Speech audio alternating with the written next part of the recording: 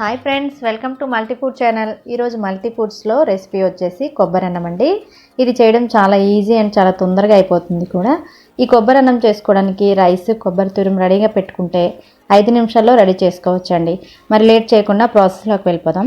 ముందుగా ఇక్కడ నేను 1/2 కిలో రైస్ని ఇలా పొడి పొడిగా ఉడికించి పెట్టుకోవాలి. రైస్ ఎప్పుడు పొడి పొడిగా ఉంటేనే మనకి కొబ్బరి అన్నం చాలా టేస్టీగా ఉంటుంది. తర్వాత కొబ్బరిని ఇలా తురుముగా గ్రైండ్ చేసుకోవాలండి.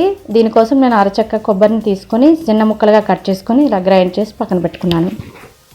ఇప్పుడు మనం స్టవ్ ఆన్ చేసుకొని ఒక కడాయి పెట్టుకోవాలి. అందులో ఒక 2-3 టేబుల్ స్పూన్ ఆయిల్ వేసుకోవాలి.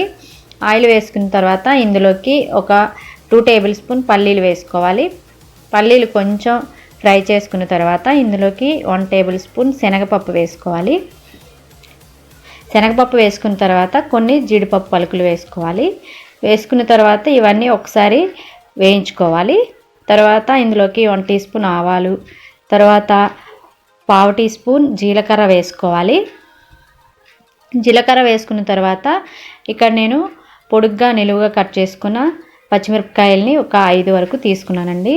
మీకు స్పైసీకి తగ్గట్టు మీరు తీసుకోవచ్చు. ఇవి కొంచెం కారం తక్కువగా ఉంటాయి కాబట్టి నేను కొంచెం ఎక్కువగానే వేసుకుంటున్నాను. ఇవి వేసుకున్న తర్వాత ఈ విధంగా ఫ్రై చేసుకోవాలి. తర్వాత ఇందులో కొన్ని కరివేపాకులు వేసుకోవాలి.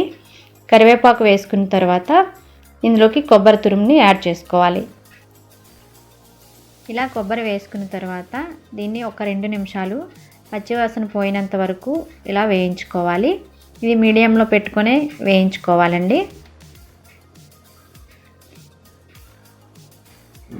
ఈ విధంగా వేయించుకున్న తర్వాత ఇందులోకి మనం రైస్ వేసుకోవాలి. చూడండి, పొడి పొడిగా ఇలా ఉంటేనే మనకి టేస్ట్ అనేది బాగుంటుంది. ఇలా మొత్తం కొబ్బరి అంతా రైస్కి పట్టేలాగా బాగా కలుపుకోవాలి. కలుపుకున్న తర్వాత మనం ఇందులో సాల్ట్ యాడ్ చేసుకోవాలి. రైస్కి మొత్తం అంతా సరిపోయేలాగా సాల్ట్ వేసుకుని తర్వాత ఇందులో 1 టీ స్పూన్ మిరియాల పొడి వేసుకోండి. మిరియాల పొడి వేసుకున్న తర్వాత రైస్ అంతా బాగా ఒకసారి కలుపుకొని సాల్ట్ సరిపోయింది లేనిది ఈ విధంగా చెక్ చేసుకోండి. సాల్ట్ సరిపోకపోతే ఒకసారి మళ్ళీ సాల్ట్ని యాడ్ చేసుకొని స్టవ్ ఆఫ్ చేసేసుకోండి. ఇప్పుడు ఈ కొబ్బరి అన్నాన్ని వేరే ప్లేట్లోకి తీసేసుకోవడమే. అంతేనండి, చాలా ఈజీగా సింపుల్గా కొబ్బరి అన్నాన్ని రెడీ చేసుకోవచ్చు. ఈ కొబ్బరి అన్నాన్ని దేవుడికి నైవేద్యం పెట్టచ్చు, అలాగే పిల్లలకి లంచ్ బాక్స్లో కూడా పెట్టచ్చండి. దీనికోసం రైస్ని అప్పటికప్పుడు ప్రిపేర్ చేసుకునే అవసరమే లేదండి. ఎప్పుడైనా రైస్ మిగిలిపోయినప్పుడు అలాగే కొబ్బరి రెడీగా ఉండేటప్పుడు ఈ విధంగా కొబ్బరి అన్నం చేసుకోవచ్చు.